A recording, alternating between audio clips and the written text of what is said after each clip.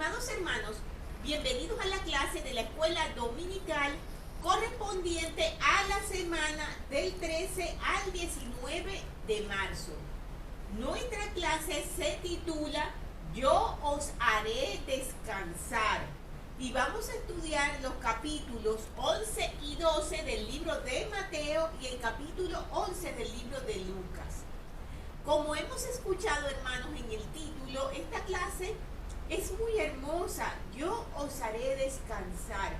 Ya al solo leer el título sabemos y sentimos que son las palabras de nuestro Salvador para cada uno de nosotros. Y estas palabras llegan fuertemente a nuestro corazón y nos ayudan a darnos cuenta que aunque este trayecto por la mortalidad muchas veces está repleto de dificultades, de cosas que nos entristecen, también lo está de alegrías, también lo está de gozo, porque así lo dicen las Escrituras, que estamos aquí para tener gozo. Y el Señor nos ayuda a descansar y nos ayuda a llevar todas esas cargas que tenemos en nuestras vidas. Tenemos que aquí, en esta clase, vamos a repasar lecciones muy importantes. Como por ejemplo que Jesucristo nos hará descansar conforme confiemos en Él. Necesitamos centrarnos en el Salvador, como hemos dicho en otras lecciones, y confiar en Él y que Él nos va a ayudar a llevar nuestras cargas. Me gusta mucho lo que menciona el presidente Nelson con respecto a esto y que dice: vienes a Cristo para llevar su yugo con Él y con su poder, para que no tires de las cargas de la vida tú solo. Si tiras de esas cargas llevando el yugo con el Salvador y Redentor del mundo, de repente tus problemas, sin importar cuán serios sean, se vuelven ligeros. Estas palabras del presidente Nelson son bien hermosas y se encuentran en la revista Enzim de junio del 2005. Muy hermosas estas palabras que realmente nos llegan al corazón y nos llenan de paz, nos llenan de esperanza, de fortaleza para seguir adelante, sabiendo que nuestro Salvador nos ayuda, que no estamos solos con todas esas cargas sobre nuestras espaldas, siempre que busquemos su ayuda. Vamos a comenzar entonces, hermanos, como siempre lo hacemos, con los versículos, y vamos a comenzar con el capítulo 11 de Mateo, que nos dice: Jesús declara que Juan es más que profeta. Las ciudades de Corazín, Betsaida y Capernaum son reprendidas por su incredulidad, y el Hijo revela al Padre. El yugo de Cristo es fácil y su carga es ligera. Entonces nos menciona que al oír Juan en la cárcel los hechos de Cristo, le envió 2 de sus discípulos a preguntarle: ¿eres tú aquel que había de venir o esperamos a otro? Y respondiendo Jesús les dijo: id y haced saber a Juan las cosas que oís y veis. Los ciegos ven, los cojos andan, los leprosos son limpiados y los sordos oyen. Los muertos son resucitados y a los pobres es anunciado el Evangelio. Y bienaventurado es el que no halle tropiezo en mí. En esos versículos, hermanos, vemos varias cosas importantes y resaltantes.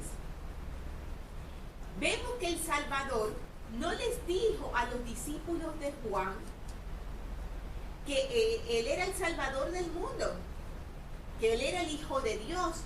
Él no le dijo las cosas específicamente. Él les dijo que vieran.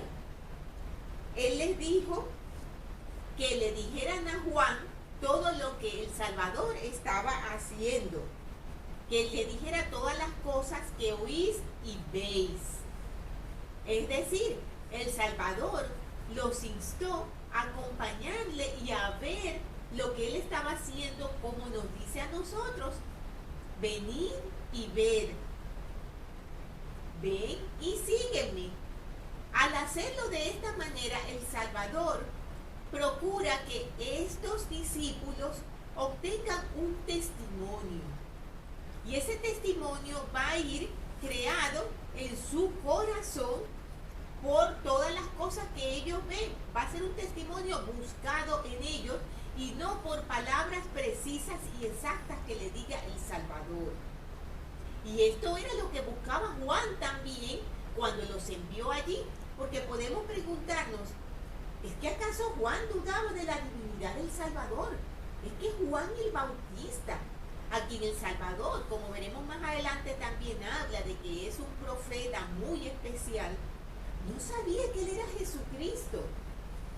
No es exactamente de esa forma, hermano. Yo quiero leerles un comentario muy especial con respecto a esto que está en el manual de Cristo, de la vida y enseñanza de Cristo y sus apóstoles, que se los he enseñado otras veces, y nos dice lo siguiente: ¿dudó Juan de que Jesucristo fuera el Mesías? A menudo surge la pregunta de por qué Juan envió a sus discípulos a hacer tal pregunta a Jesucristo. Muchos se han preguntado si era posible que Juan mismo no estuviera seguro de la identidad de Cristo y de su llamamiento divino.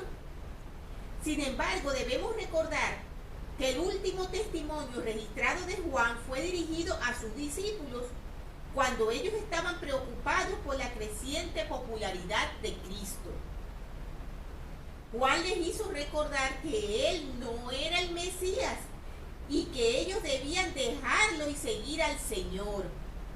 Eso sucedió varios meses antes de que ocurriera el hecho que ahora se comenta.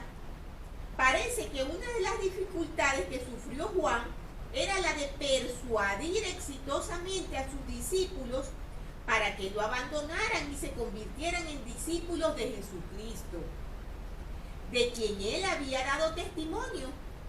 Meses después del bautismo de Jesucristo y después de los repetidos esfuerzos de Juan por persuadirlos, este se dio cuenta de que algunos de sus discípulos rechazaban la idea de apartarse de él para seguir al verdadero maestro. Parece más razonable pensar que el motivo de Juan al enviar a los dos discípulos a Cristo era un esfuerzo por persuadirlos a ellos y no para asegurarse él mismo. La pregunta que tenían que hacer a Cristo era para edificación de ellos mismos, no para la de él. Juan sabía como ningún otro quién era el Salvador y lo sabía desde hacía mucho tiempo. Él había tenido revelación por parte del cielo a este respecto. Había visto con sus ojos, había oído con sus oídos y tenía el testimonio del Espíritu Santo. También había recibido el ministerio de ángeles mientras estuvo en la prisión.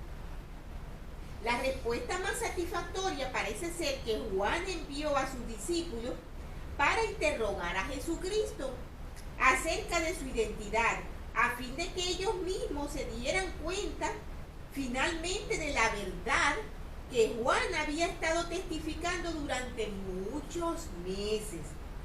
Esta manera de ver la situación para coincidir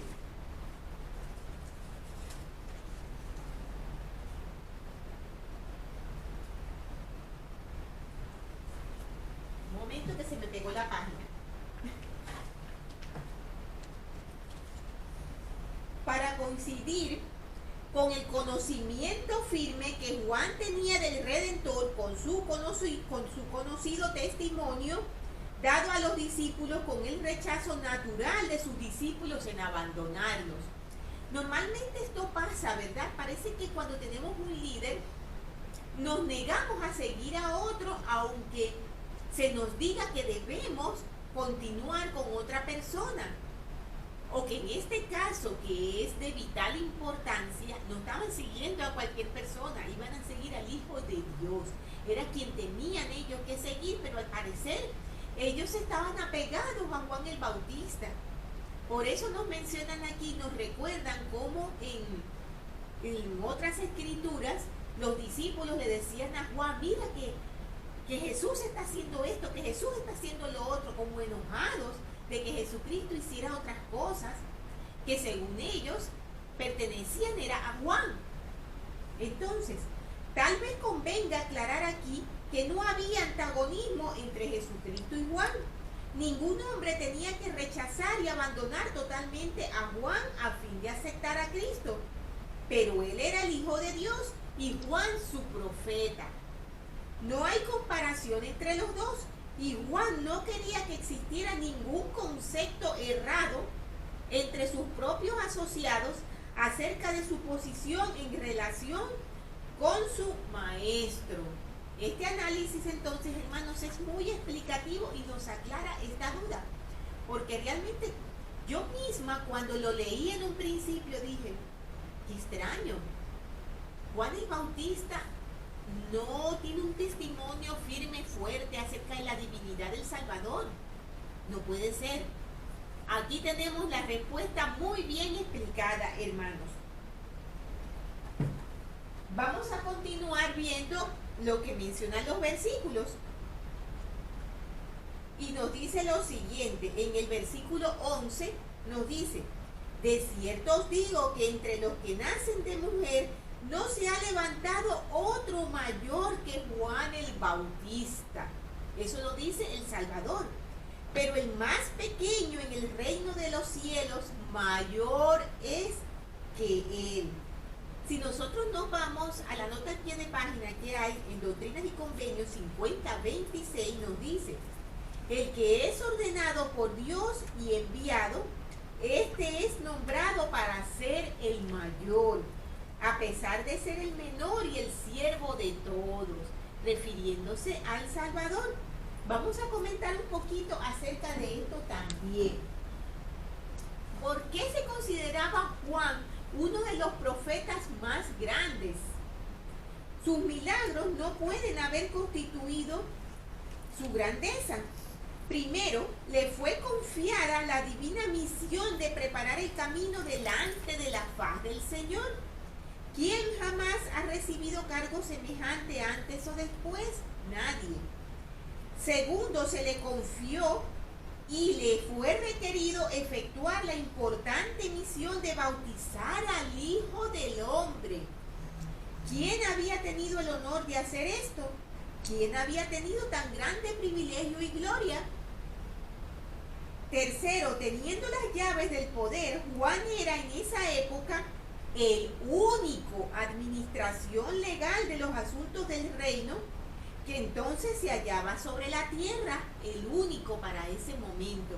Recordemos, hermanos, que mencionábamos al principio, cuando finalizó el Antiguo Testamento y al inicio del Nuevo Testamento, que hubo muchísimo tiempo en el que hubo silencio, en el que no se recibía revelación, en el que no había un profeta en la tierra.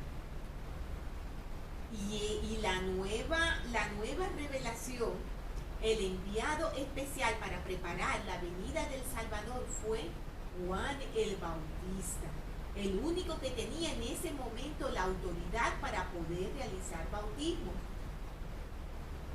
Ok, teniendo las llaves del poder, Juan era en esa época el único administrador legal de los asuntos del reino que entonces se hallaba sobre la tierra. Los judíos tenían que obedecer sus instrucciones o ser condenados por su propia ley. Y Cristo mismo cumplió con toda justicia, observando la ley que él había dado a Moisés en el monte. Y de esta manera la magnificó y la honró en lugar de destruirla. El hijo de Zacarías arrebató las llaves, el reino, el poder y la gloria a los judíos, mediante la santa unción y el decreto de los cielos. Y estas tres razones lo establecen como el profeta más grande que ha nacido de mujer. Este fue un análisis del profeta José Smith que se encuentra en sus enseñanzas. Vamos a ver. Y hay otro detalle también que leemos allí, que nos dice el que era más pequeño era el más grande. ¿Qué nos quiere decir ese versículo? Evidentemente se refiere al Salvador. Sabemos que el Salvador, cuando estuvo aquí en la tierra en su ministerio, fue muy rechazado. Era siempre considerado como que no era el hijo de Dios. Recordemos que decían el hijo del carpintero. Siempre trataban como que de minimizarlo. Siempre buscaban la manera de hacer creer incluso que el poder que él demostraba cuando sacaba demonios venía del diablo.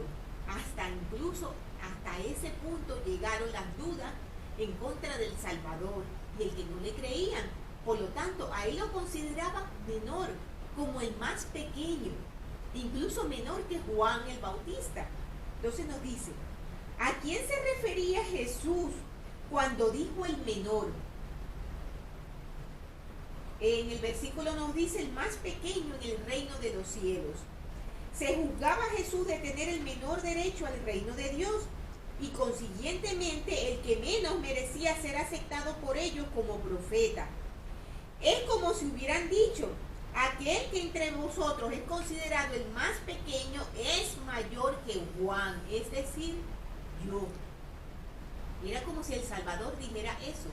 Él se refería a él, a cómo era considerado él entre el pueblo de Dios como el menor. También, continuando entonces con los versículos, tenemos lo siguiente. Nos vamos ahora hacia el versículo 25. Como les digo siempre, hermanos, por razones de tiempo no podemos irnos a cada versículo y analizarlo, pero en sus hogares, por favor, léanlo completo, todos los capítulos y todas las escrituras.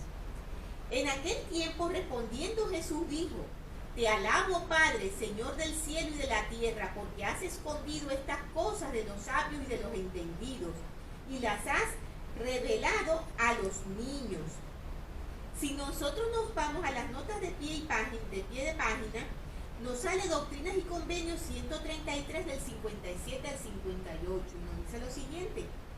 Y por tal razón, a fin de que los hombres fuesen hechos participantes de las glorias que iban a ser reveladas, el Señor envió la plenitud de su evangelio, su convenio sempiterno, razonando con sencillez y con claridad, a fin de preparar a los débiles para las cosas que vendrán sobre la tierra, y para la obra del Señor en aquel día en que los débiles confundirán a los sabios, y el menor se hará nación fuerte, y dos pondrán en fuga a sus decenas de millares. Nos dice también, sí, Padre, porque así te agradó. Todas las cosas me son entregadas por mi Padre, y nadie conoce al Hijo sino el Padre, ni nadie conoce al Padre sino el Hijo, y aquel a quien el Hijo se lo quiera revelar. Nos vamos entonces también a la nota del pie de página y nos dice algo sobre la traducción del profeta José Smith en cuanto a estos versículos. Sabemos que el profeta hizo algunas revisiones inspiradas por Dios de algunos de los versículos, de algunas de las partes del libro de Mateo, y nos dice, y de otras partes también, y aquellos a quienes el Hijo se revele, ellos también verán al Padre. Nos dice entonces, venid a mí todos los que estáis trabajados y cargados, y yo os haré descansar, como nos dice el título de la clase, hermanos. Y en Doctrinas y Convenios 84, de 49 al 53, nos dice, y todo el mundo yace en el pecado y gime bajo la oscuridad y la servidumbre del pecado. Y por esto sabréis que están bajo la servidumbre del pecado, porque no vienen a mí. Porque quien no viene a mí está bajo la servidumbre del pecado, y el que no recibe mi voz no conoce mi voz, y no es mío.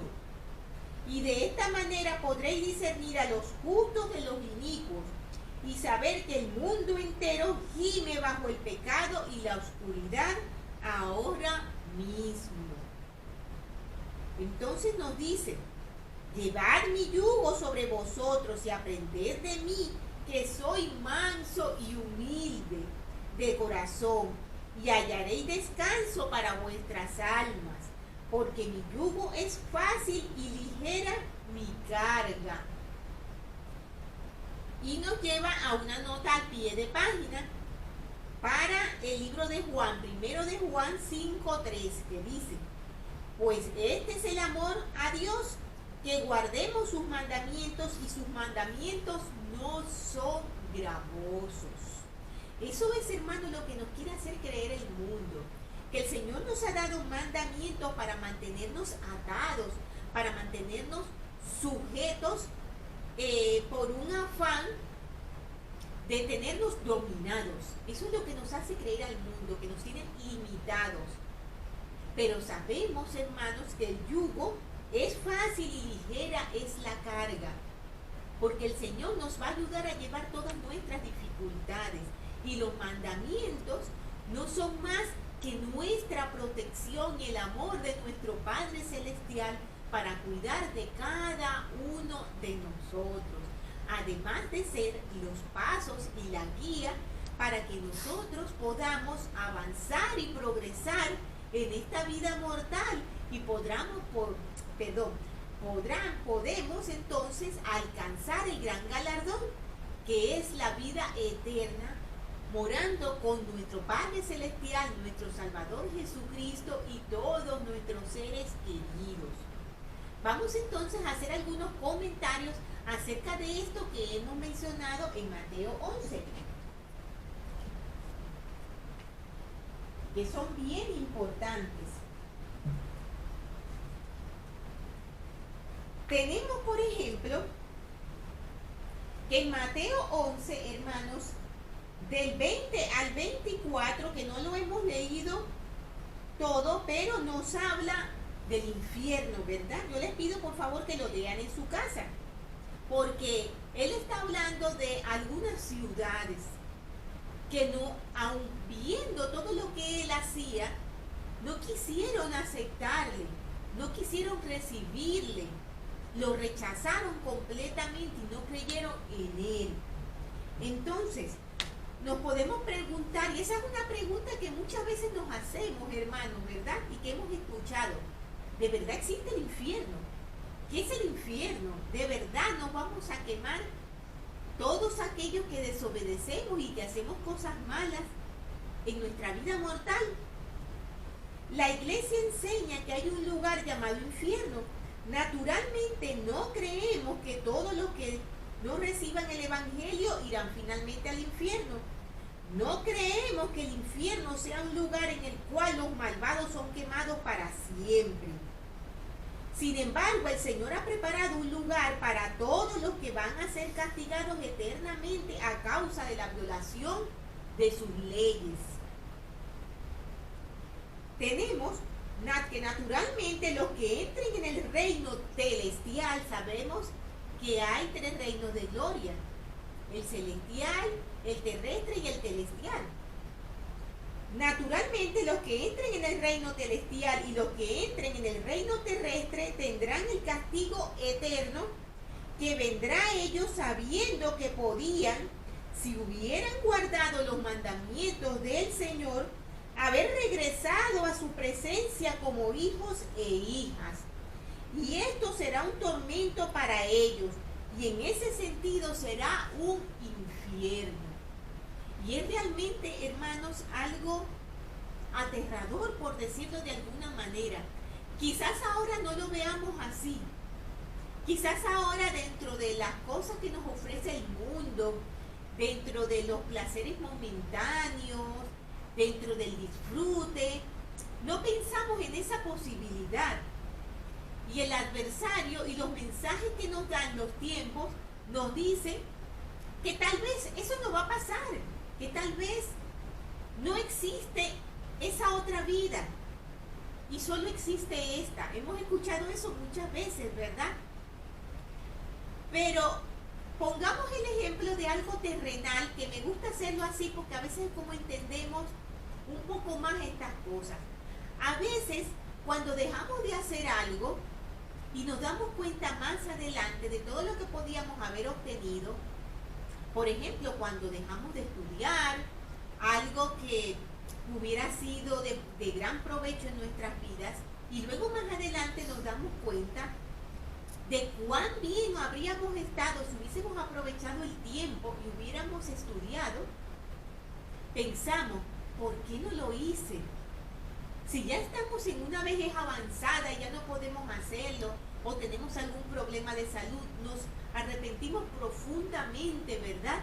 Y como seres humanos que somos, nos atormenta esa idea de lo que pudo ser y no fue porque nosotros no hicimos lo que debíamos.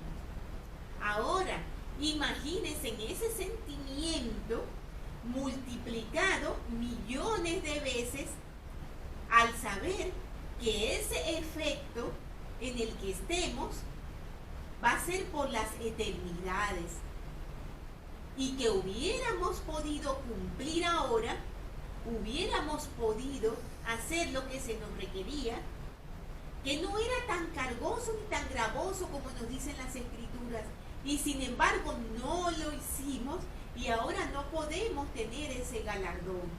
Ese es el verdadero infierno, nuestra desesperación por lo que no hicimos y por lo que hemos perdido por las eternidades. Entonces, tenemos, hermanos, que hacer lo que el Salvador nos ha pedido que hiciéramos, que hagamos cada día en nuestras vidas. Cuando nosotros leemos todas estas cosas que nos dice el Salvador, nos damos cuenta que hay importantes principios y lecciones en todos estos versículos. Vemos que el Salvador, como expliqué al principio, hubiera podido decirle a los discípulos de Juan directamente quién era él, pero no lo hizo, así como no lo hace con nosotros.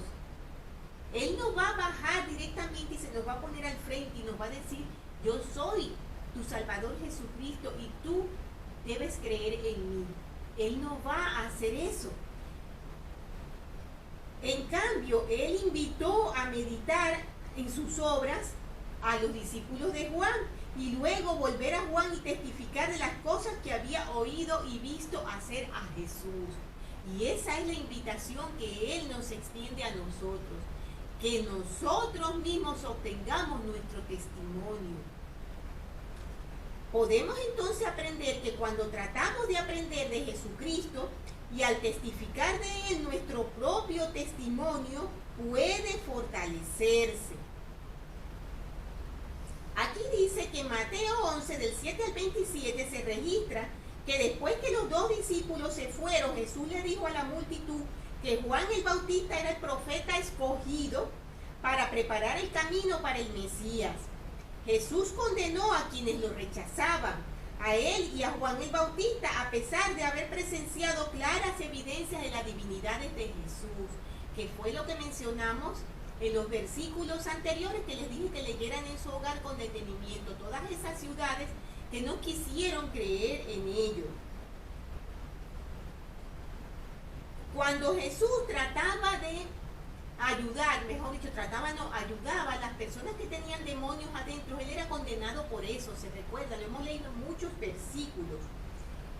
Los fariseos trataban de desacreditarlo. Jesús conocía sus pensamientos y afirmaba, por el contrario, que al echar fuera los demonios estaba demostrando que él era el Mesías y estaba estableciendo el reino de Dios. Pero ellos no querían ver eso. Así como nosotros lamentablemente hoy en día tampoco queremos ver las verdades que el Señor pone ante nuestros ojos. Si deseamos ser partes del reino de Dios, debemos estar totalmente comprometidos a seguir a Cristo. De eso vamos a aprender en Mateo 12. Vamos entonces a continuar con los versículos en el capítulo 12. Y tenemos que nos dice en el cabecero, Jesús se proclama Señor del día de reposo y sana en el día de reposo. Se le acusa de echar fuera demonios mediante el poder de Belcebú. Habla de la blasfemia contra el Espíritu Santo y dice que la generación mala y adúltera demanda señales. En aquel tiempo iba Jesús por los sembrados en el día de reposo y sus discípulos tuvieron hambre y comenzaron a arrancar espigas y a comer. Hemos dicho en otras lecciones, hermanos, que los fariseos y los escribas estaban muy al pendiente de todo lo que hacía el Salvador. Y una de las cosas en las que más lo atacaban era con respecto al día de reposo. Ellos siempre enseñaban y eran muy rígidos en las reglas. Y hemos aprendido que más que ser rígidos en una regla, debemos aceptar y llevar adelante los principios que el Señor nos enseñó. Y el Señor nos ha enseñado que es lícito hacer el bien en el día de reposo como lo hacía el Salvador. Y en el versículo 6 dice: os digo que uno mayor que el templo está aquí, mas si supieseis lo que significa misericordia, quiero y no sacrificio, no condenaréis a los inocentes. Porque el Hijo del Hombre es Señor del día de reposo. Y partiendo de allí vino a la sinagoga de ellos. Y he aquí había allí uno que tenía seca la mano y le preguntaron diciendo: ¿es lícito curar en el día de reposo? Lo que veníamos diciendo. Y el Señor con gran misericordia curó a ese hombre que tenía su mano seca. Y le dijo al hombre que extendiera la mano, y él la extendió y le fue restituida. Y cuando salieron, los fariseos consultaron entre sí contra Jesús para destruirle. Mas sabiéndolo, Jesús se apartó de allí y le siguió mucha gente, y él sanaba a todos. En el 25 nos dice: y Jesús, sabiendo los pensamientos de ellos, les dijo: todo reino dividido contra sí mismo es asolado, y toda ciudad o casa dividida contra sí misma no permanecerá. Pero si yo por el Espíritu de Dios echo fuera a los demonios, ciertamente ha llegado a vosotros el reino de Dios. Porque ¿cómo puede alguno entrar en la casa del hombre fuerte y saquear sus bienes si primero no lo ata? Y entonces saqueará su casa. El que no está conmigo, contra mí está. Y el que conmigo no recoge, desparrama. El Señor está siendo muy claro en lo que nos está diciendo en esos versículos, hermanos. Por eso las Escrituras nos dicen que no podemos ser tibios. O somos fríos o somos calientes. Pero si somos intermedios, si somos tibios, entonces el Señor nos vomitará.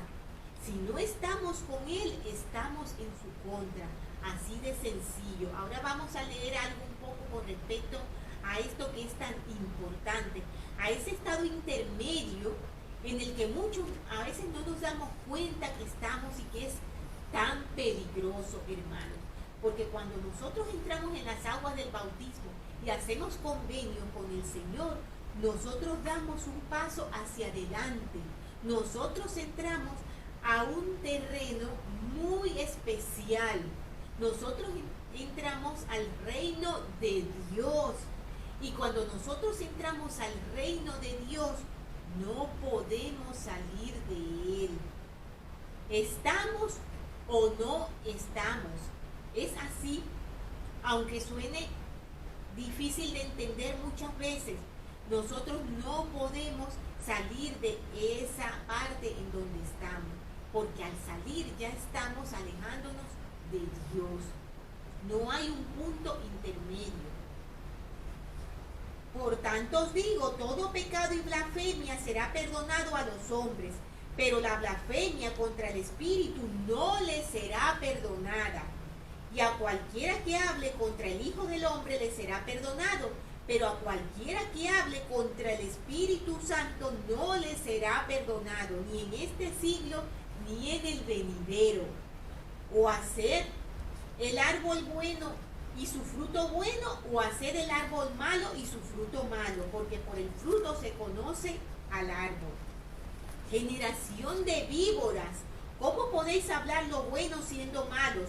Porque de la abundancia del corazón habla la boca. El hombre bueno del buen tesoro del corazón saca buenas cosas, y el hombre malo del mal tesoro saca malas cosas. Mas yo os digo que de toda palabra ociosa que hablen los hombres, de ella van a dar cuenta en el día del juicio. Porque por tus palabras serás justificado y por tus palabras serás condenado. Entonces respondieron algunos de los escribas y de los fariseos diciendo: Maestro, deseamos ver señal de ti. No les parecía suficiente todo lo que habían visto. Y sabemos que el Señor condena el que estemos pidiéndole señales. Recordemos que nosotros no estamos aquí para que el Señor nos demuestre su existencia y para que el Señor nos demuestre quién es Él. Nosotros estamos aquí para demostrarle a Él que somos dignos de ser sus hijos, que somos dignos de volver a su presencia. Y Él respondió y les dijo: la generación mala y adúltera demanda señal, pero señal no le será dada, sino la señal del profeta Jonás. Porque estuvo Jonás en el vientre del gran pez 3 días y 3 noches, y así estará el Hijo del Hombre en el corazón de la tierra 3 días y 3 noches. Vamos a leer un poquito con respecto a esos versículos, hermanos. Nos dice que hemos dicho que el que no estaba con él estaba en contra de él, del Salvador. Y vemos como algo fuerte, ¿verdad? Y decimos, pero qué rigidez. Dice: a medida que continuó en su ministerio, Jesucristo se topó con distintas reacciones. Hubo algunos que alegremente lo aceptaron, hubo otros que se mostraron indiferentes y también hubo quienes abiertamente se opusieron a él. Por un lado estaba Cristo predicando una forma de vida y por el otro estaban los escribas y los fariseos que luchaban contra él en cada paso que daba. Y luego estaban los indiferentes. ¿Podemos decir que estaban a favor del Señor o en contra de Él? ¿O que, como decimos, eran indiferentes?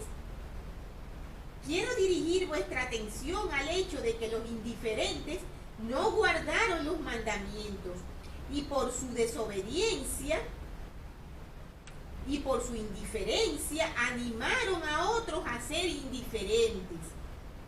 Y cuando los otros se volvieron indiferentes también se rehusaron a vivir los mandamientos del Señor su Dios. Estos indiferentes levantaron una barrera contra Cristo y al extender el ejemplo de desobediencia llegaron a ser un obstáculo para Él en su obra. Y por esa razón el Señor dijo: el que no es conmigo contra mí es, y el que conmigo no recoge desparrama. Esto, hermano, es una explicación muy clara de por qué el Señor muestra de forma tajante que tenemos o que estar con Él o no estar con Él. No podemos estar en medio. Cuando estamos en medio, realmente estamos en la desobediencia. Y nosotros, con esa desobediencia y esa indiferencia, no hacemos más que, además de llevar nosotros nuestras vidas, incluso a nuestros seres queridos, a la incredulidad, llevamos también a otras personas que al vernos quizás ven como, vamos a decirlo de esta manera, como una posición cómoda que nos permite ser miembros de la iglesia del Señor sin estar sacrificados, entre comillas. Eso no vale ante los ojos de Dios, hermano. Y es una posición muy delicada que no podemos sostener, porque no estamos progresando, no estamos avanzando y nos estamos condenando. Tengamos mucho cuidado, hermanos, en no quedarnos en esa posición intermedia y pensar que estamos bien, solo porque cumplimos parcialmente, pero hay otras cosas que son más difíciles o no comprendemos y no cumplimos. No podemos estar así en el reino de Dios.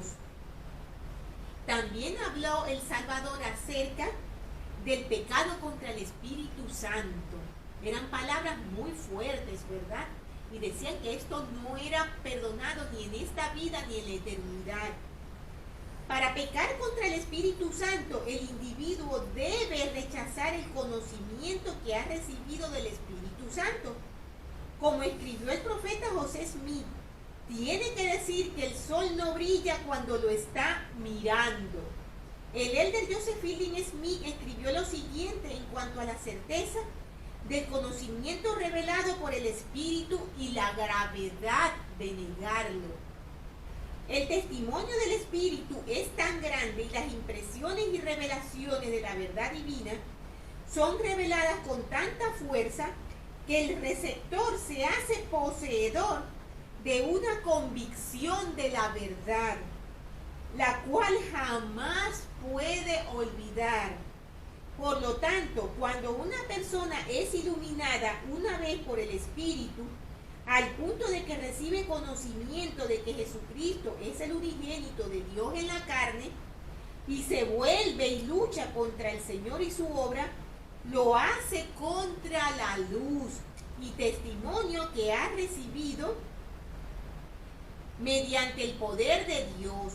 Por lo tanto, ha renunciado a la verdad y va a sabiendas en pos del mal. Recalquemos eso, hermanos. Ha renunciado a la verdad y va a sabiendas en pos del mal. Es decir, vamos a sabiendas con todo conocimiento que lo que estamos haciendo está mal. Es por esto que Cristo dijo que no hay perdón para tal individuo. ¿Cuál es la diferencia entre rechazar a Jesucristo y negar el Espíritu Santo? El hombre que no ha recibido el don del Espíritu Santo y por lo tanto nunca ha saboreado del don celestial, tal vez sea culpable de blasfemia contra Jesucristo y sea perdonado si se arrepiente. Pero tan grande es el testimonio mediante el Espíritu Santo que si se volviese contra el Señor y contra su obra, no hay perdón. El derramamiento de sangre inocente no se limita a quitar la vida de los inocentes, sino también incluye el intento de destruir la palabra de Dios y de poner a Cristo en pleno vituperio. Esto es muy importante, hermanos. Los que han conocido la verdad y luego luchan contra los siervos autorizados de Jesucristo, también luchan contra Él. Pues los que luchan contra sus siervos, lo hacen contra Él y así son culpables de su sangre. Así de grave es todo esto que estamos analizando, hermanos, que tenemos que tener tanto cuidado en no caer en todas esas cosas. Vamos a continuar entonces, que nos dice en el 43. Cuando el espíritu inmundo ha salido del hombre, anda por lugares secos, buscando reposo, pero no lo halla. Entonces dice: volveré a mi casa de donde salí, y cuando llega la halla desocupada, barrida y adornada. Tenemos allí una parábola, hermanos.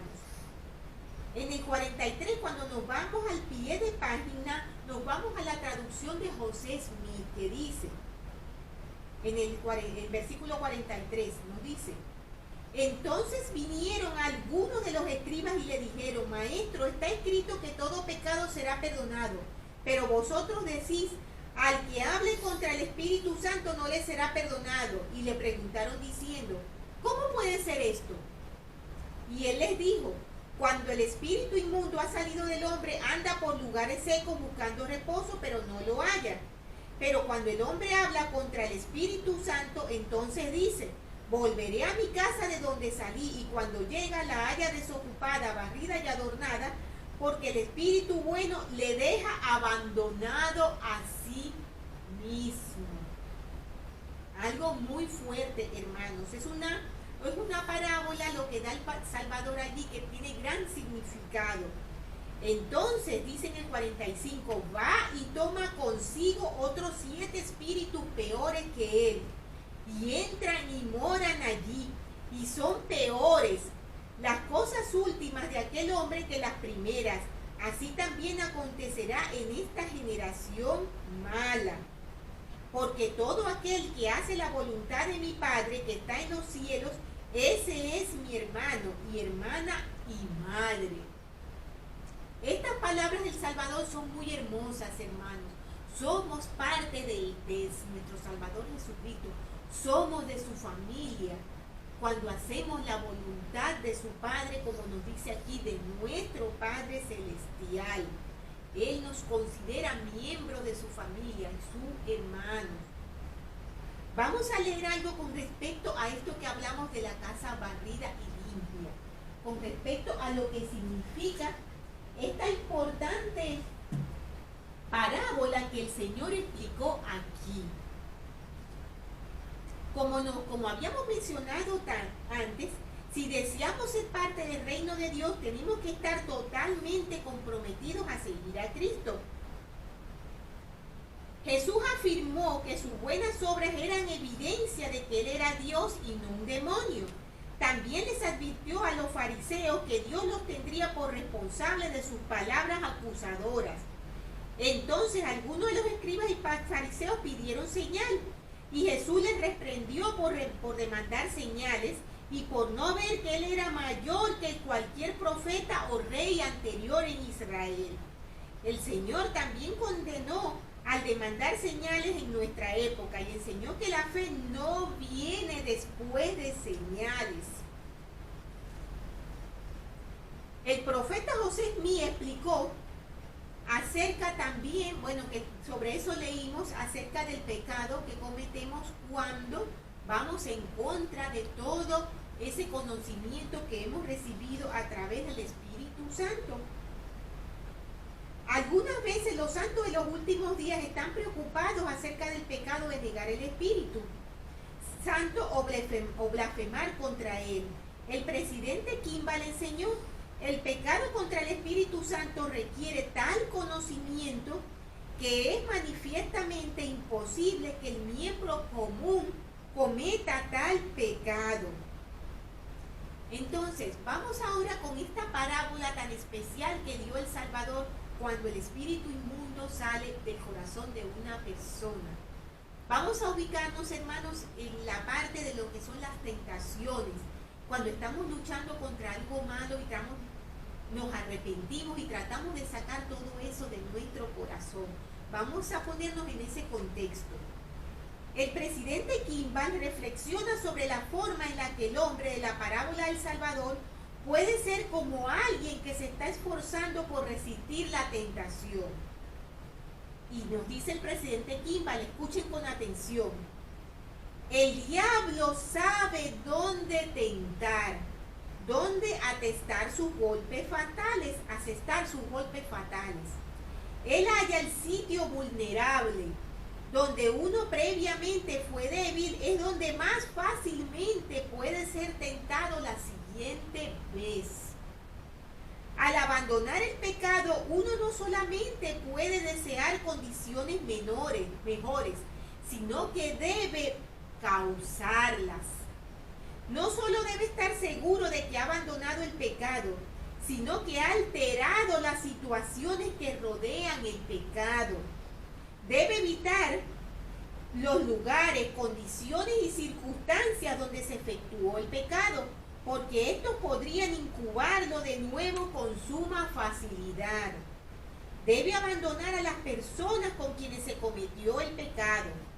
Tal vez no llegue a aborrecer a las personas involucradas, pero debe evitarlas junto con todo aquello que se relacione con el pecado.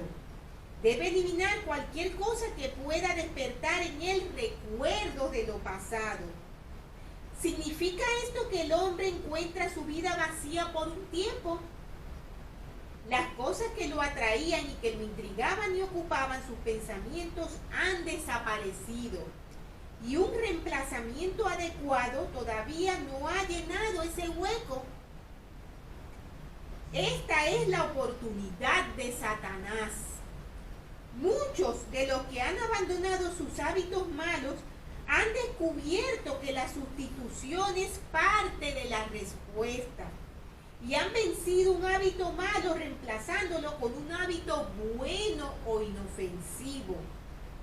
Estas palabras son del presidente Kimball y se hallan en su libro El Milagro del Perdón, en la página 170 y 172.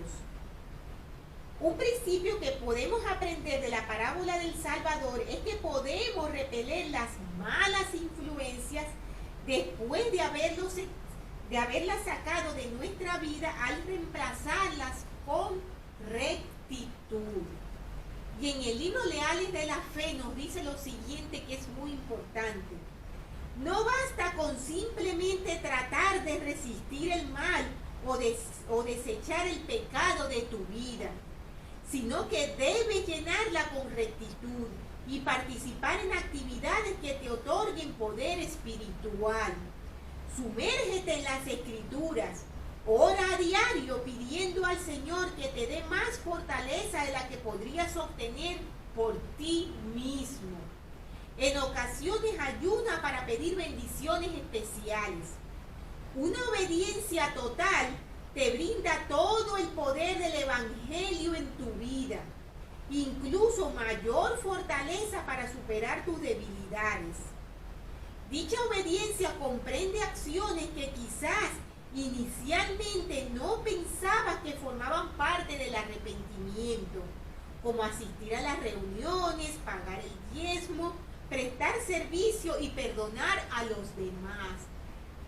En las cosas que hemos leído, hermanos, hay partes muy importantes que nosotros necesitamos tener en cuenta, hermanos. ¿Por qué? Porque muchas veces cuando abandonamos el pecado, cuando nos arrepentimos, sentimos ese gozo en nuestro corazón y esa fortaleza. Pero entonces dejamos de sujetarnos a lo que nos sostiene, que es nuestro Salvador Jesucristo. Y cuando hacemos esto y no seguimos adelante, haciendo todas estas cosas que nos fortalecen y nos ayudan a permanecer firmes, nos estamos arriesgando a que el adversario de nuevo nos tiente y nos haga caer en todas esas debilidades que tenemos. Entonces es importante comprender todo esto que hemos leído, porque muchas veces pensamos que hacemos algo malo y nos arrepentimos, pero nos arrepentimos y no cambiamos nuestro entorno. Y eso no es suficiente, porque ese entorno y estar metidos allí dentro puede hacer que nosotros de nuevo volvamos a caer. Además de que al continuar dentro de toda una situación que ha generado el pecado, no nos hace merecedores de ser bien vistos por el Señor. Es decir, estaríamos como en un estado intermedio. Ya yo no lo hago, pero puedo estar en el sitio donde se hace lo malo. No podemos pensar de esa manera, y el presidente Kimball nos los explicó perfectamente, y el Salvador fue bien claro también y específico en las Escrituras acerca de todo esto. Vamos a continuar entonces, hermanos, con los siguientes versículos que tendremos en Lucas 11. Nos vamos entonces hacia Lucas 11 y tenemos que en el cabecero nos dice: Jesús pronuncia la oración del Señor, enseña acerca de cómo echar fuera demonios, se declara mayor que Jonás y que Salomón, reprende a los fariseos y les dice que a ellos se les demandará la sangre de los profetas. Y aconteció que estando Jesús orando en un lugar, cuando terminó, uno de sus discípulos le dijo: Señor, enséñanos a orar, como también Juan enseñó a sus discípulos. Y vemos allí en los subsiguientes versículos cómo el Señor les enseñó a orar, como hemos leído en otras lecciones. Y hay una parte en el versículo 4 que es muy importante, y dice: perdónanos nuestros pecados, porque también nosotros perdonamos a todos los que nos deben. Y no nos metas en tentación, mas líbranos del mal. Amén. Esta parte, hermanos, acerca de la tentación, tenemos una revisión inspirada de esa parte, porque realmente el Señor no nos mete en tentación. El Señor no quiere que sus hijos caigan en error o caigan en agujeros de pecado. Más bien, Él intenta librarnos de todo eso. Entonces, en la traducción de José Smith nos dice: y no nos dejes caer en tentación, mas líbranos del mal, porque tuyo es el reino y el poder. Amén. Con respecto a esto, hermanos, yo quería leerles algo que es bien importante con respecto a esta parte que estamos leyendo de Lucas. Y dice lo siguiente: como han notado, la oración que tenemos registrada en Lucas no tiene estas grandes palabras santificadoras, porque tuyo es el reino, el poder y la gloria por todos los siglos. Amén. El presidente Rubén Calar explicó lo siguiente: la oración tal como es dada en Lucas ha sido demasiado cambiada. Los eruditos afirman que los cambios surgen de la pluma de Marción. Marción era un hereje de hace casi 1800 años. Es digno de hacerse notar que en la versión inspirada, el relato que hace Lucas incluye la expresión de reverencia y humildad que falta en las versiones comunes. Esto es importante tomarlo en cuenta, hermanos. Vamos entonces a continuar con los versículos y dice: les dijo también, ¿quién de vosotros que tenga un amigo va a él a medianoche y le dice: amigo, préstame 3 panes, porque un amigo mío ha venido a mí de tal camino y no tengo que ofrecerle? Y el de adentro respondiendo le dice: no me molestes, la puerta está cerrada y mis niños están conmigo en cama, no puedo levantarme para dártelos. Os digo que si no se levanta a dárselos por ser su amigo, sin embargo, por su importunidad, se levantará y le dará todo lo que necesite. Y yo os digo, pedid y se os dará, buscar y hallaréis, llamar y se os abrirá. Porque todo aquel que pide recibe, y el que busca halla, y el que llama se le abrirá. ¿Y qué padre de vosotros, si su hijo le pide pan, le dará una piedra? O si le pide pescado, en lugar de pescado le dará una serpiente.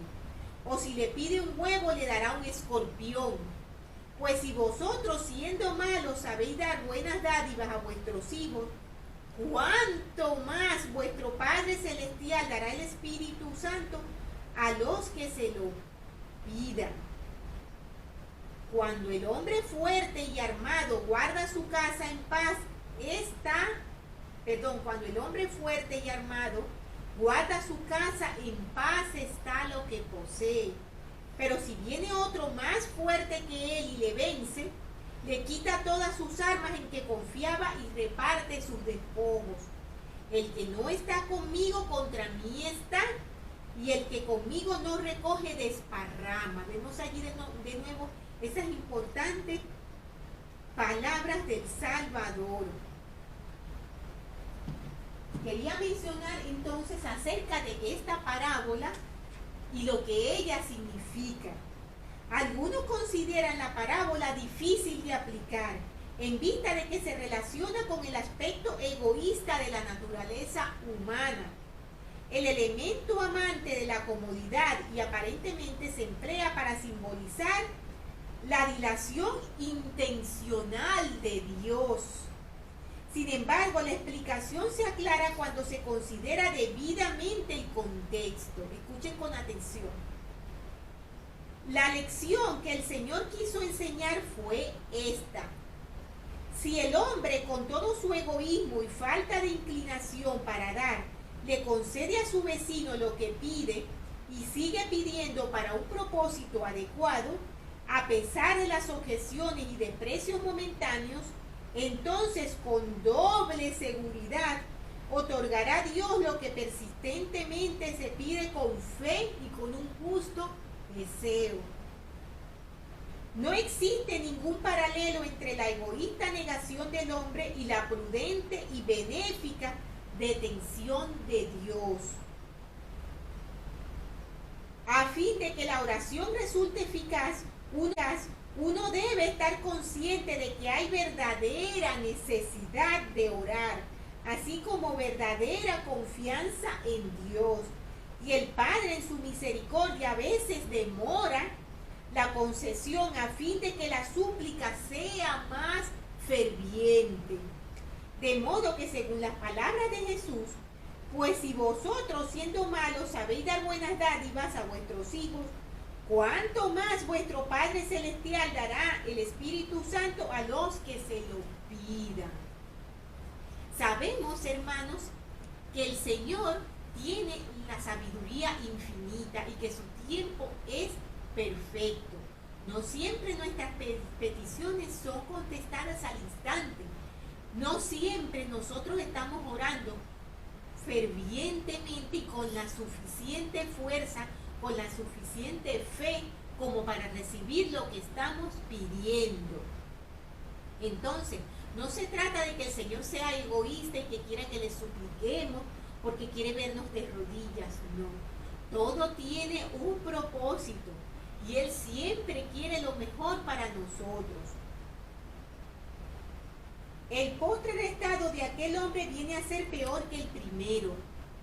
Lo podemos entender en Lucas 11 del 24 al 26, pero vamos a leer primero esos versículos, hermanos. Tenemos que dice, cuando el espíritu inmundo sale del hombre, anda por lugares secos buscando reposo, y al no hallarlo dice, volveré a mi casa de donde salí. Y cuando llega la halla barrida y adornada. Recuerden que esto lo hemos leído antes y hemos leído un poco acerca de esto. Entonces va y toma otros 7 espíritus peores que él y entran y habitan allí. Y el estado final de aquel hombre es peor que el primero. Y aconteció que mientras él decía estas cosas, una mujer de la multitud levantando la voz le dijo, bienaventurado el vientre que te trajo y los pechos que te criaron. Y él dijo, antes bien, bienaventurados los que oyen la palabra de Dios y la guardan. Entonces, vamos a leer un poquito acerca de esto que estamos mencionando, hermanos. ¿Significa esto que el hombre que ha dejado de fumar, de beber licor, de cometer pecados sexuales, encuentra su vida vacía por un tiempo? Las cosas que lo atraían y que lo intrigaban y que ocupaban sus pensamientos han desaparecido, y un reemplazamiento adecuado todavía no ha llenado ese hueco. Recordemos que habíamos dicho que era importante llenar nuestra vida con hábitos buenos, no solo arrepentirnos, sino también cambiar y buscar esas cosas que nos fortalecen, esas cosas que el Señor nos ofrece para que seamos fuertes y para que no nos venza de nuevo la tentación. Cuando esos vacíos continúan allí y no los hemos llenado de buenos hábitos, de buenas cosas, de las cosas de Dios, es cuando ocurre esto que estamos mencionando. Cuando no hay un reemplazamiento adecuado, todavía no se ha llenado ese hueco. Esta es la oportunidad de Satanás. El hombre da el primer paso, pero puede descubrir que la falta de los vicios de ayer es tan grande que se siente incitado a volver a sus malos caminos y su situación empeora infinitamente.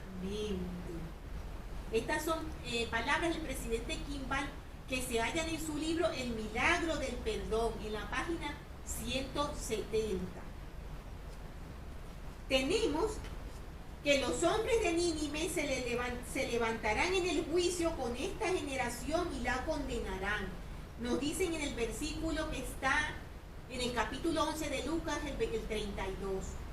No los hemos leído todos, pero recordemos que el Señor habla allí fuertes palabras contra aquellos incrédulos, contra todas esas ciudades que no creen en el Hijo de Dios, que no creen en Él, aún a pesar de todo lo que han visto. Entonces, los hombres de Nínive se levantarán en el juicio con esta generación y la condenarán. Será como si naciones paganas y gentiles, aquellas sin ley y sin luz que tuvo Israel, se levanten en juicio contra la simiente escogida, cuyas oportunidades de hacer el bien fueron tanto mayores que las de ellas. Los paganos de Nínive se arrepintieron cuando un hombre les predicó, pero el pueblo del convenio de Dios, el elegido en toda la tierra, rehusó arrepentirse cuando el mismo Hijo de Dios moró en su seno. Por eso nos hablan de un juicio muy fuerte, hermanos. Los de Nínive creyeron en un profeta, creyeron en Jonás. Sin embargo, el pueblo escogido de Dios no creyó en su propio Hijo. Y estando con ellos en su ministerio terrenal, no creyeron en él. Continuando entonces, tenemos que nos dice que luego de que hubo hablado, le rogó un fariseo que comiera con él. Y Jesús entró y se sentó a la mesa. Y cuando el fariseo lo vio, se sorprendió de que no se lavara las manos antes de comer. De nuevo esa rigidez con las reglas que tenían los fariseos. Y dice, y el Señor le dijo, ahora bien, vosotros los fariseos limpiáis lo de fuera del vaso y del plato, pero vuestro interior está lleno de rapiña y de maldad. Es decir, ellos en apariencia por fuera parecen ser todo rectitud, pero en realidad dentro de su corazón esa rectitud es completamente falsa. Necios, el que hizo lo de fuera no hizo también lo de dentro. Pero de lo que tenéis dad limosna, y he aquí todo os será limpio. Pero hay de vosotros, fariseos, que diezmáis la menta y la ruda y toda hortaliza, pero pasáis por alto el juicio y la caridad de Dios, pues estas cosas os será necesario hacer sin dejar de hacer las otras. Hay de vosotros, fariseos, que amáis las primeras sillas en la sinagoga y las salutaciones en las plazas. Hay de vosotros, escribas, fariseos hipócritas, que sois como sepulcros que no se ven, y los hombres que andan por encima no lo saben. Y respondiendo uno de los intérpretes de la ley le dijo, Maestro, cuando dices esto también nos afrentas a nosotros. Y él les dijo, hay de vosotros también intérpretes de la ley, porque cargáis a los hombres con cargas que no pueden llevar, pero vosotros ni aun con un dedo las tocáis. Hay de vosotros que edificáis los sepulcros de los profetas a quienes mataron vuestros padres. De cierto dais testimonios de que consentís en los hechos de vuestros padres, porque a la verdad ellos los mataron y vosotros edificáis sus sepulcros. En las notas del pie de página nos hablan de algunas escrituras que están en Mateo 23 y que nos dice, del 31 al 36, así dais testimonio contra vosotros mismos de que sois hijos de aquellos que mataron a los profetas. También vosotros llenad a medida de vuestros padres. Serpientes, generación de víboras, ¿cómo escaparéis del juicio del infierno? Por tanto, he aquí yo os envío profetas y sabios y escribas, y de ellos a unos matáis y a otros crucificáis, y a otros azotaréis en vuestras sinagogas y perseguiréis de ciudad en ciudad, para que venga sobre vosotros toda la sangre justa que se ha derramado sobre la tierra, desde la sangre de Abel el justo hasta la sangre de Zacarías, hijo de Berequías, al que matasteis entre el templo y el altar. Recordemos, hermanos, que Zacarías era el padre de Juan el Bautista. Y cuando hubo aquel terrible decreto de Herodes de matar a los niños, buscando matar al Salvador, Zacarías y su esposa ocultaron a Juan el Bautista en las montañas. Y le exigieron a Zacarías, los soldados, que dijera dónde estaba el niño. Y como Zacarías no lo dijo, fue asesinado, como nos dice aquí, entre el templo y el altar. Y se convirtió Zacarías en el primer mártir del Nuevo Testamento. Eso lo comentamos en lecciones anteriores. De cierto os digo que todo esto vendrá sobre esta generación. Tenemos entonces, hermanos, palabras allí muy fuertes. Nos dice: ay de vosotros, intérpretes de la ley, en el 52, porque habéis quitado la llave de la ciencia. Vosotros mismos no entrasteis, y a los que entraban se lo impedisteis, con todos los cambios y todas las cosas que retiraron de las escrituras de Dios. En la traducción de José Smith, de Lucas 11:53, dice: ay de vosotros, intérpretes de la ley, porque habéis quitado la llave de la ciencia, la plenitud de las escrituras. Vosotros mismos no entrasteis en el reino, y a los que entraban se lo impedisteis.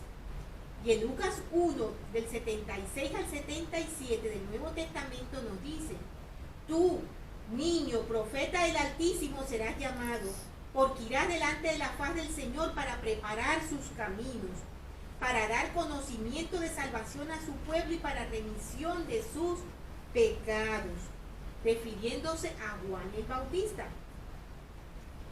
Tenemos entonces, hermanos, palabras allí muy fuertes. Hablamos de la condena que le refería el Salvador acerca de los profetas a toda esa generación inicua. ¿Hay edificadores modernos de sepulcros? Sí los hay. ¿Edificáis vosotros también sepulcros para los profetas muertos y tumbas para aquellos que han fallecido hace tiempo, e ignoráis a los que viven? Eso nos lo dice el presidente Kimball. Aún en la iglesia muchos están inclinados a adornar los sepulcros de los profetas de ayer y a apedrear mentalmente a los profetas vivientes.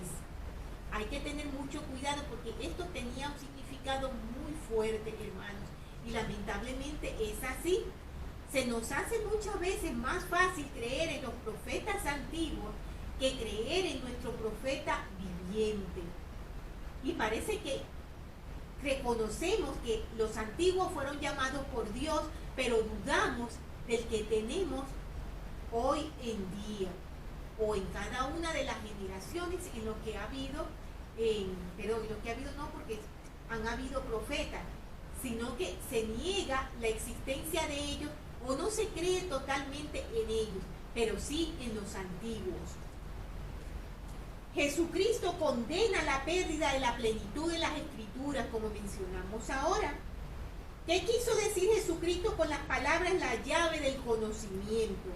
El profeta José Smith hizo la siguiente declaración: ay de vosotros, versados en la ley, pues habéis quitado las llaves del conocimiento, la plenitud de las escrituras, que fue lo que leímos antes, que ni entraron ellos mismos y también impidieron la entrada a otros al quitar y alterar las verdades de las que estaban escritas en la Biblia.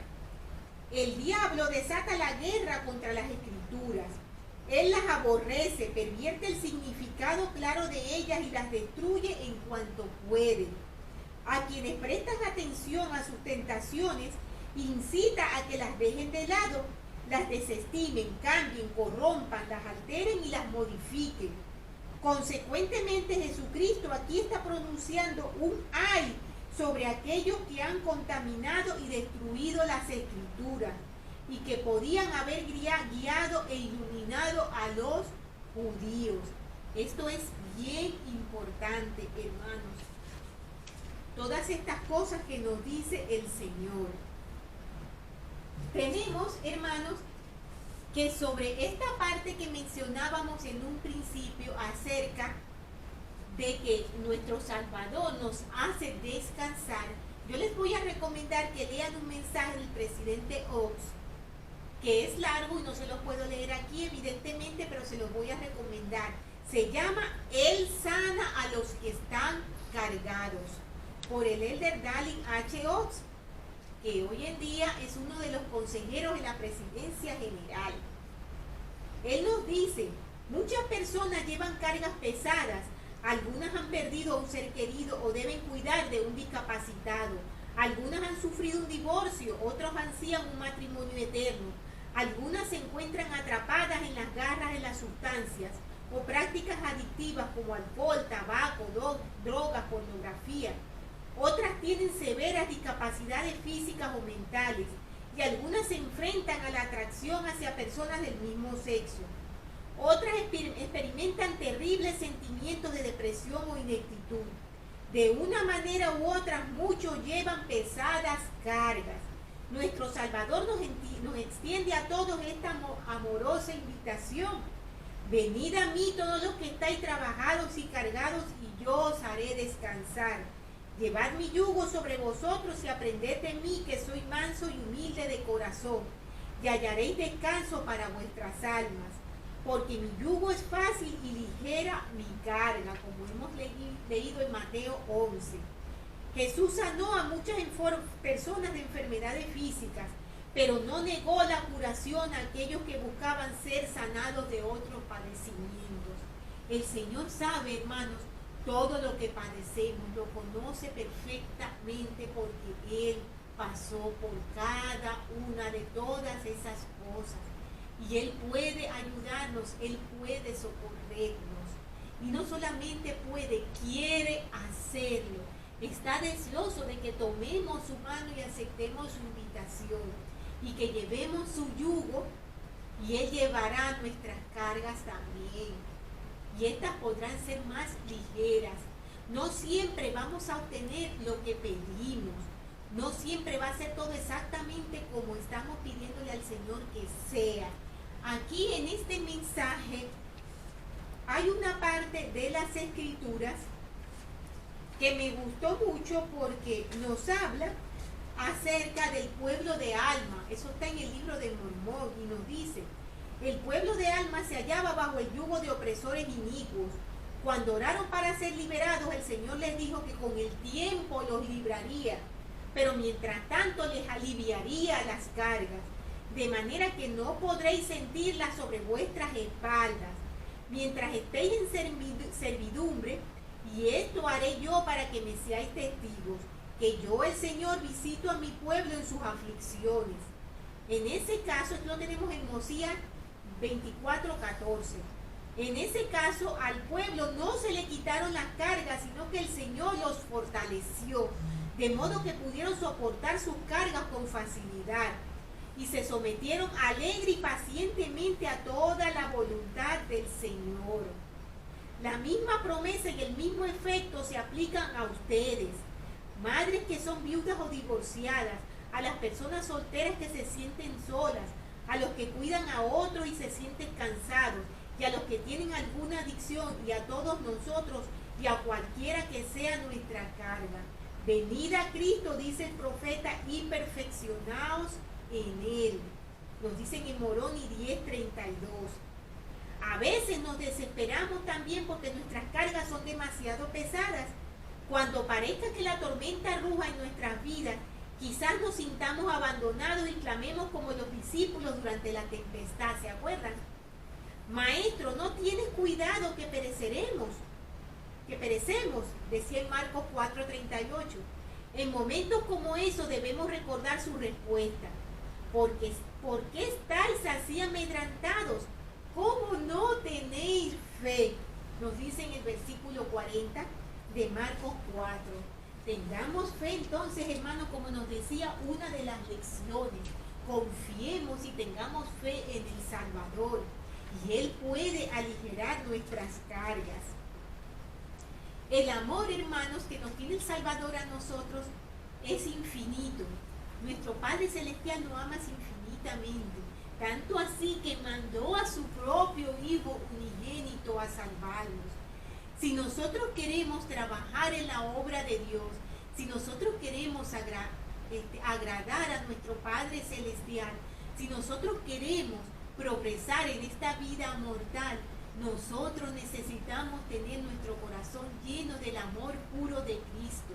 Del amor puro de Cristo que nos llevará a obedecer, del amor puro de Cristo que nos llevará a ayudar a nuestro prójimo, ayudarnos a nosotros mismos y también a nuestros seres queridos.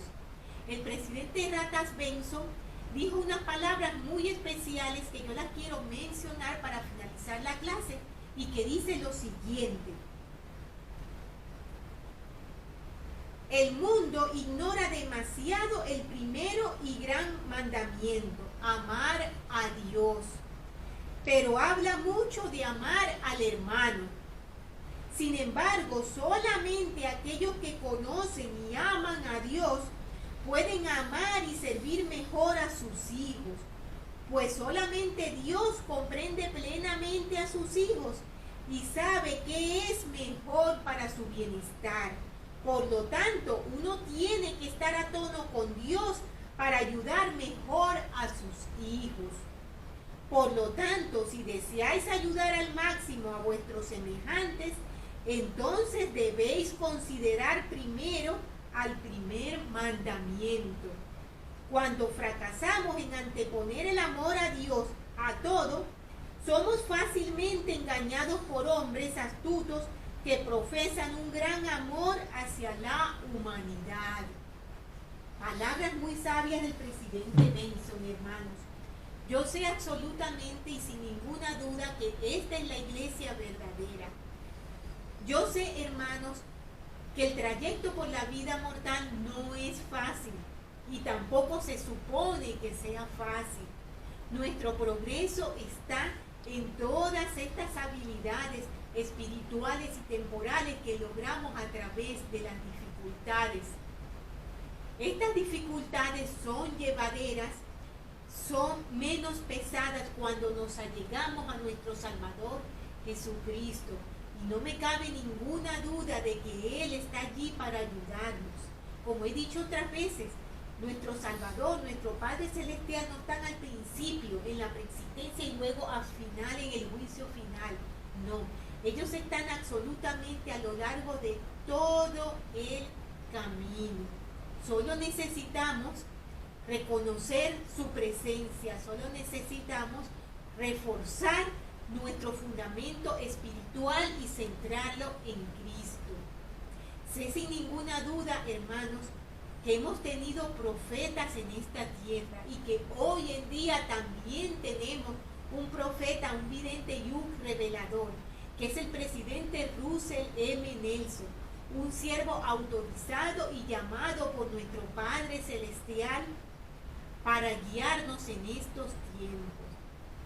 Sé que tenemos una maravillosa presidencia general, sé que tenemos autoridades locales, obispos, consejeros, tenemos un sacerdocio maravilloso que nos ayuda y nos apoya. Y todas estas cosas las dejo con mucho amor y humildad en el sagrado nombre de Jesucristo. Amén. Por favor, hermanos, estudien la siguiente lección que se titula El que tiene oídos para oír, oiga. Mateo 13, Lucas 8 y Lucas 13. Que tengan, hermanos, una estupenda semana.